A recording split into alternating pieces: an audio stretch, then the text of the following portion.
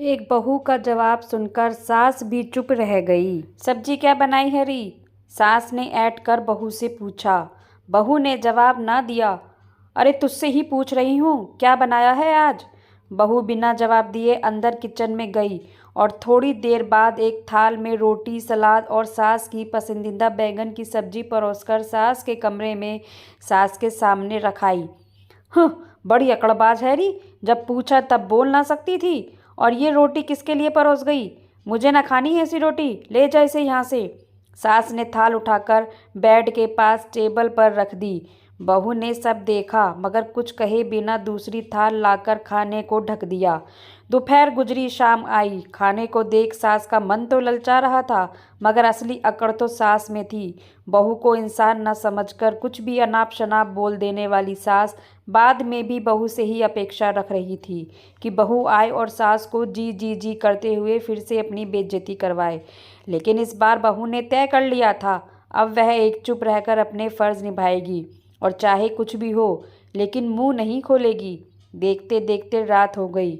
खाना वहीं टेबल पर पड़ा रहा। अब वक्त हो चला था बेटे के घर लौटने का। बेटा अपने काम से रात 9 बजे घर पहुंचा। माँ का कमरा घर का पहला कमरा था और आदर्श बेटा वैसे भी दिन भर की कमाई माँ को सौंपकर ही पानी का गिलास भर पीता। यहाँ माँ उफ बहू की सास स्वयं ही अपनी अकड़ में भूखी बैठी मुंह फुलाकर बैठी थी। क्या हुआ माँ? और ये क्या? ये सब्जी तो मेरे टिफ़िन में भी आई थी। ये तो दिन की सब्जी है। तुमने दिन का खाना अभी तक क्यों नहीं खाया? मैं कोई जानवर हूँ जिसके आगे रोटी पटक कर चले जाती है तेरी मैडम? मुंह से बोल नहीं सकती कि खाना खा लीजिए? मैं क्या चाहती हूँ? दो बोल, कोई प्यार से बोल दे, बस यही ना। सुबह से 2 बार पूछ उस मैडम को कि क्या बनाया है, मगर गूंगी बनी हुई है। हूँ, एक यही सुंदर नहीं जो इतना घमंड है इसे। सास ने तो बातों को मसाले में लपेट कर परोस दिया। बेटा भी जानता था कि ये आए दिन का किस्सा है माँ का, इसलिए करते माँ को बहलाता रहा। लेकिन माँ एक सास भी थी, बहू के झुकाव के बिना कहाँ मानने वाली थी। कचहरी में अब बहू को बुलाया गया। पति, क्या हुआ? आज माँ ने सुबह से खाना नहीं खाया, तुमने पूछा नहीं? बहू ने गर्दन हिलाई और कहा, मैं नहीं बोल सकती। सास का पारा चढ़ गया। तन करके बोलने लगी, ये देख, इसे क्या फ़र्क पड़ता है मैं जीऊँ या भूखी मर जाऊँ? इसकी अपनी माँ ने भी यही सब किया होगा, तभी ऐसा सीख गई। अब बहू के बर्दाश्त की सीमा पार हो चुकी थी। कोई औरत बिना वजह अपने मायके वालों के खिलाफ कुछ नहीं सुन सकती। तो बहू भी बोल पड़ी, मरी माँ को क्यों बीच में लाती हैं आप? उन्होंने क्या बिगाड़ा है आपका? जो कहना है मुझसे कहिए। मेरे माँ बाप तक पहुँचने की ज़रूरत नहीं। मैं यहाँ जीती जागती खड़ी हूँ, मुझसे बात कीजिए। ओह, तो तेरे मुंह में भी जवान है? मेरी बात का जवाब देने के लिए तो तू सुबह से गूंगी बनी फिर रही थी। गूंगी बनने पर आप ही ने मजबूर किया है। कल शाम आप पड़ोसियों से क्या झूठी शिकायत कर रही थी मेरी। घर की साफ सफाई नहीं करती, मेरे रिश्तेदारों को नहीं पूछती, अभी तक कोई बच्चा भी नहीं हुआ इसे, ना जाने कौन बीमारी है। मायके वालों ने भी फ्री फंड में भेज दी, ना दान दहेज कोई।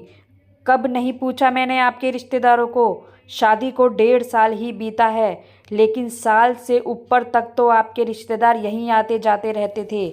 मेरे अकेले के आराम के लिए ही कोई जगह ना होती थी। घर में उन्हें अपना कमरा तक सौंप देती थी मैं। अब जब मेहमान इतने दिन, महीने, साल तक आते जाते रहेंगे और हम पति पत्नी को आप अलग अलग कमरों में रहना पड़ेगा, तो कहाँ से गोद भरेगी मेरी? और रही बात दहेज की, तो आपने जिन बिचौलियों के बीच में डालकर पीछे पड़ पड़कर मेरा हाथ मांगा था अपने बेटे के लिए, मेरी जिस सुंदरता पर मोहित हुई थी आप शादी से पहले, आज वही सुंदरता आपको चुभती है। घमंडी लगती हूँ मैं आपको। आपके उन बिचौलियों से पूछिए, उन्हीं ने कहा था कि आपके वचन है कि मेरे घर में सामान की जगह नहीं, इसलिए कोई दहेज ना दे, बस बेटी सौंप दे। तो भी मेरे घर वाले ने मेरे लिए लाखों की फिक्स डिपॉजिट करवाई है। अब यही जवाब मैंने इन्हें कल भी दिया, आप भी यहीं मौजूद थे। पतिदेव जी, तो आपकी मम्मी ने क्या कहा? अपनी मैडम से कह दे कि इस घर में रहना है तो मुंह पर ताला लगा कर रहे। पटर पटर की तो मेरे घर से निकल जाए। आपके सामने रोटी का थाल परोसकर जाती हूँ बिना कुछ कहे, तो आप अपने आप को जानवर मानने लगी। लेकिन आप जो आए दिन मेरा तिरस्कार करती हैं, अपने शब्दों से ही मुझे नोच डालती हैं। यहाँ तक कि मेरे मायके वालों पर भी अपशब्दों का इस्तेमाल करने से नहीं चूकती आप। तो क्या आपसे इस तरह मेरा मन जुड़ेगा? भला मेरा मन मानेगा कि मैं आपको सम्मान दूं? और अगर मुंह खोलकर आपको आईना दिखा भी दूं तो आप जवाब देती हैं कि मेरे घर से निकल जाओ।